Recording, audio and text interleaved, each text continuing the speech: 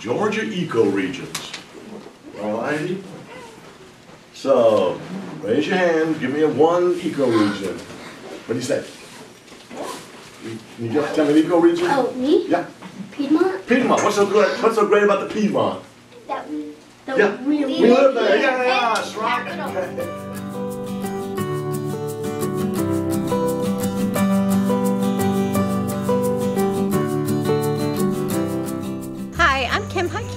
I am the Outreach and Partnership Coordinator here at the Chattahoochee Nature Center. The Ecoregions program itself that you're seeing today is special. It gives students a chance to take what they're learning in the classroom about ecoregions of Georgia and their habitats, and they get to come here and observe them firsthand.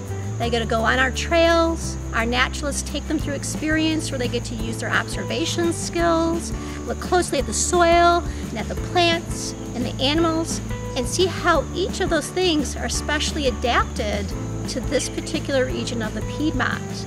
And then from there, see how other adaptations would be needed for other ecoregions in Georgia. Good observation it is. This is a red-tailed fox. What do you guys think? Why does the red-tailed fox have different teeth than the people? Because it eats meat and that eats wood. So I see someone who hasn't answered the question yet today. Yes, why do you think it's sharper?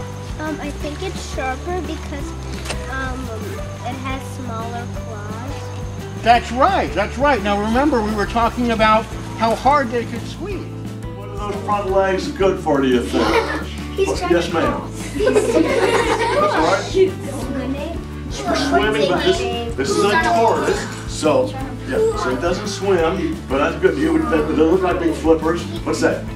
Like a gopher, gophers dig, so the front legs would be for digging. The front legs are for digging. What kind of soil do we have in the coastal plain? Sandy. Sandy, right? So.